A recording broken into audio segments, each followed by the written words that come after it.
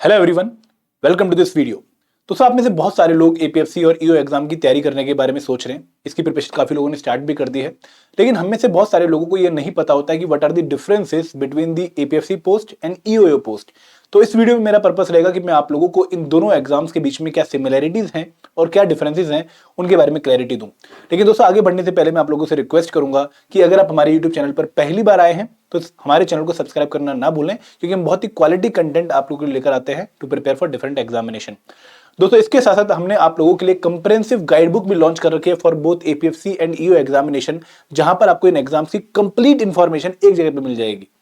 दोस्तों, आप लोगों को करना क्या है कि लिंक डिस्क्रिप्शन बॉक्स में है, गाइड बुक एकदम फ्री है, आपको डाउनलोड करना है, क्योंकि आपके जितने भी डाउट्स हैं, सैलरी क्या है, पैटर्न क्या है एग्जामिनेशन का, सिलेबस क्या है, डिकोडेड सिलेबस क्या है, वो सारे डाउट इस गाइड बुक में रिजॉल्व हो रहे हैं। ठीक है, अब शुरुआत करते हैं इस वीडियो की, और हम बात कर रहे हैं कि what are the similarities and what are the dissimilarities और differences between the post of APFC and EO. दोस्तों, ये तो आप लोग जानते होंगे ना कि ईपीएफओ ऑर्गेनाइजेशन के अंडर ये दोनों पोस्ट आती हैं, एपीएफसी भी, असिस्टेंट प्रोविडेंट फंड कमिश्नर भी, और ईओ भी, enforcement officer and account officer भी। ठीक है, अब यहां पर जब हम डिफरेंसेस और सिमिलरिटीज की बात करते हैं तो हम बेसिकली चार एरियाज को डिस्कस करना है कि भाई जॉब प्रोफाइल में डिफरेंसेस क्या हैं, एलिजिबिलिटी में डिफरेंसेस क्या हैं, सिलेबस में डिफरेंसेस क्या हैं, और सबसे बड़ी बात कि एग्जाम लेवल में डिफरेंसेस क्या हैं। तो अगर मैं जॉब प्रोफाइल की बात करूं तो मैं आपको यहां पे क्लैरिटी देना चाहूंगा कि अगर मैं ईपीएफओ ऑर्गेनाइजेशन की बात करूं तो ईपीएफओ ऑर्गेनाइजेशन में जो हमारी दो पोस्ट हैं, APFC and EO, enforcement officer and account officer, तो यहां पर जो एपीएफसी पोस्ट है ये लेवल 10 पोस्ट है, मतलब ये हायरार्की में ऊपर आती है। जैसे जैसे पोस्ट का लेवल बढ़ता है वैसे वैसे पावर बढ़ती है, वैसे वैसे उसकी फंक्शंस रिस्पांसिबिलिटीज बढ़ती हैं। तो यहां पर APFC is a higher post, assistant provident fund commissioner, assistant commissioner post है ये, और यहाँ पर ये लेवल 10 पोस्ट है, और आपकी जो सैलरी है वो अराउंड 1 लाख प्लस होती है। प्लस दोस्तों, इसके साथ साथ आप लोगों के बहुत वाइड रेंजिंग फंक्शन होते हैं। ठीक है, तो ये एक हायर लेवल पोस्ट है कंपेयर टू ईओ, जो कि लेवल 8 पोस्ट है। ठीक है, लेवल 8 पोस्ट है, और ये क्लास बी ऑफिसर है और ये क्लास ए ऑफिसर है, ये भी एक डिफरेंस है दोनों में। ठीक है, और ये लेवल 8 में इसकी सैलरी अराउंड 80,000 के आसपास होती है। तो ये जो पोस्ट है दोनों, अगर आप मुझसे पूछोगे कि सर कौन सी पोस्ट हायर है in terms of power and functions, तो APFC post, assistant provident fund commissioner post, एक बेटर पोस्ट है। और एक ईओ को लगभग 5 से 10 साल लग सकते हैं प्रमोट होकर एपीएफसी बनने में। दोस्तों, ईओ ही प्रमोट होकर एपीएफसी बनता है, इनकी डायरेक्ट प्रमोशन होती है कई बार। ठीक है, लगभग 5 से 10 साल लग सकते हैं।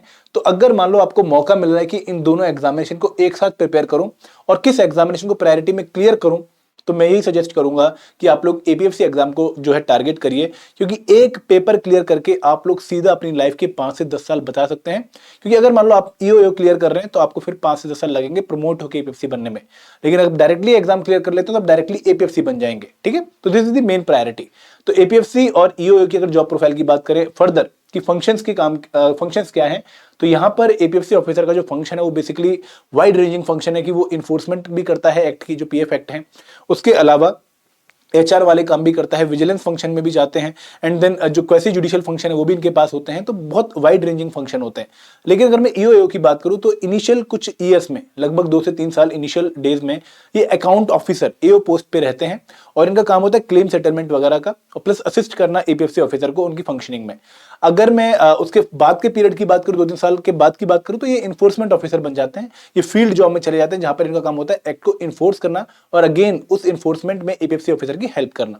तो ईओ जो है वो सबऑर्डिनेट हो जाते हैं to the APFC post. But दोस्तों, अगेन दोनों पोस्टें काफी बेहतर हैं अगर हम बाकी गवर्नमेंट जॉब से इनको कंपेयर करें, क्योंकि यहां पर एक अच्छा एनवायरमेंट है, अच्छी ग्रोथ अपॉर्चुनिटी है। ठीक है, आगे बढ़ते हैं, अब बात करते हैं एलिजिबिलिटी के डिफरेंसेस की। दोस्तों, एलिजिबिलिटी में जो माइनर डिफरेंसेस हैं वो मैं आपको बता देता हूं, बाकी सब चीजें सिमिलर हैं। ठीक है, एलिजिबिलिटी में जो माइनर डिफरेंस है वो ये है कि एपीएफसी एग्जामिनेशन की जो मैक्सिमम एज लिमिट है, वो 35 ईयर्स है, और ईओ एग्जामिनेशन में मैक्सिमम एज लिमिट 30 ईयर्स है। तो ये डिफरेंस आप लोगों को क्लियर होना चाहिए कि एपीएफसी क्योंकि हायर पोस्ट है, यहाँ पे थोड़ा एक्सपीरियंस भी काम आएगा, तो 35 ईयर्स की मैक्सिमम एज लिमिट है जनरल कैटेगरी के लिए, और ईओ में मैक्सिमम एज लिमिट 30 ईयर्स है। दोनों में एग्जाम में मिनिमम एज लिमिट नहीं है। सिमिलरली जो एज रिलैक्सेशन वो दोनों एग्जाम में सेम है, ओबीसी के लिए 3 साल और एससी एसटी के लिए 5 साल, फिजिकली हैंडीकैप के लिए 10 ईयर्स। अगर मैं बात करूं एजुकेशनल क्वालिफिकेशन की, तो जो बेसिक इसेंशियल एजुकेशनल क्वालिफिकेशन है दोनों एग्जामिनेशन की वो सेम है, आपका ग्रेजुएट होना जरूरी है, कट ऑफ डेट पर आपके पास ग्रेजुएशन कंप्लीट होनी चाहिए। लेकिन एपीएफसी में एक एडिशनल पॉइंट है, वो है डिजायरेबल क्वालिफिकेशन। डिजायरेबल क्वालिफिकेशन का मतलब है कि अगर ये क्वालिफिकेशन है तो बहुत बढ़िया है, सोने पे सुहागा है, और वो क्वालिफिकेशन क्या है कि अगर आपके पास डिप्लोमा है, पोस्ट ग्रेजुएट डिप्लोमा है इन पोस्ट ऑफ पब्लिक एडमिनिस्ट्रेशन या फिर कंपनी लॉ, तो आप लोगों को एडवांटेज मिल सकता है इन द इंटरव्यू प्रोसेस। तो दो डिफरेंसेस क्या है एलिजिबिलिटी में। पहली बात कि मैक्सिमम एज लिमिट में डिफरेंस है ईओयू से। ईओयू में मैक्सिमम एज लिमिट 30 ईयर्स है और यहाँ पर मैक्सिमम एज लिमिट 35 ईयर्स है। दूसरा डिफरेंस क्या है कि एपीएफसी में डिजायरेबल क्वालिफिकेशन भी है along with essential education qualification, लेकिन ईओयू में डिजायरेबल क्वालिफिकेशन नहीं है, सिर्फ एसेंशियल एजुकेशन क्वालिफिकेशन है। अब बात करते हैं सिलेबस की, one of the most important point. दोस्तों अगर एपीएफसी का सिलेबस एक बड़ा सेट है तो ईओयू का सिलेबस इसी का एक छोटा सेट है। अगर मैं एपीएफसी के सिलेबस में बहुत सारे कंपोनेंट आते हैं, जनरल इंग्लिश आता है, ठीक है, then there is the component of job profile, again मैं आपको एक्सप्लेन भी करूंगा आगे। जब सिलेबस की बात करेंगे उसको देख लेते हैं एक बार। सॉरी, सिलेबस में आपको बता देता हूं सारा कि एपीएफसी के सिलेबस में जनरल इंग्लिश आता है, देन पॉपुलेशन डेवलपमेंट ग्लोबलाइजेशन आता है, ठीक है, पॉलिटी आता है, देन ऑडिटिंग, इंश्योरेंस, अकाउंटेंसी, ये सारे कंपोनेंट आते हैं, IR and labour law, social security, तो बहुत सारे कंपोनेंट आते हैं। लेकिन अगर हम एपीएफसी के सिलेबस से 4 कंपोनेंट को माइनस कर दें, 4 कंपोनेंट कौन से हैं, अगर मैं वहां से स्टेट हटा दूं, अगर मैं वहां से ऑडिटिंग एंड इंश्योरेंस हटा दूं, और अगर मैं वहां से हटा दूं PDG along with Indian culture and heritage, तो हमारा सिलेबस ईओयू का बन जाएगा। जो कंपोनेंट है, major component, IR and labour law हो गया, अकाउंटेंसी हो गया, सोशल सिक्योरिटी हो गया, पॉलिटी हो गया, इकोनॉमी हो गया, हिस्ट्री हो गया, क्वांट हो गया, रीजनिंग हो गया, देन इंग्लिश हो गया, और सबसे इंपॉर्टेंट कंप्यूटर और साइंस हो गए। ये दोनों एग्जाम्स में कॉमन कंपोनेंट है।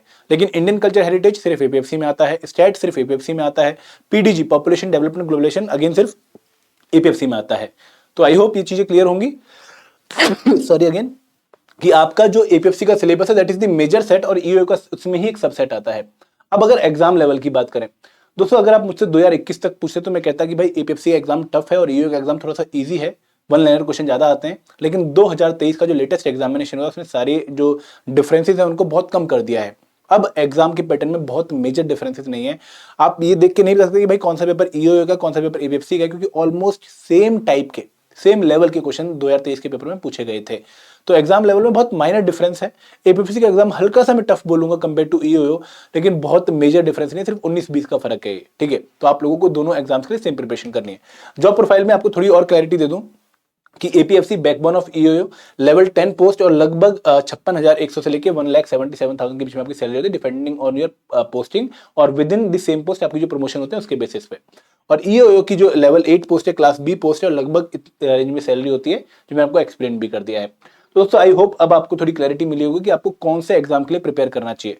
अगर आपको मौका मिला दोनों एग्जाम्स में अटेम्प्ट देने का, तो आपको एपीएफसी एग्जाम को हाई प्रायोरिटी रखनी चाहिए, क्योंकि एपीएफसी एग्जाम के लिए प्रिपेयर करते हो आप ऑटोमेटिकली ईओ एग्जाम के लिए भी रेडी हो रहे हैं, ठीक है। तो आई होप क्लैरिटी मिली होगी। अगर कोई डाउट है, कोई क्वेरी है, तो आप कमेंट सेक्शन में मेंशन भी कर सकते हैं। दोस्तों इसके बाद मैं आपको बता दूं कि हमने एक कंप्रेहेंसिव मास्टर कोर्स लॉन्च किया है for the UPSC, APFC and EO examination.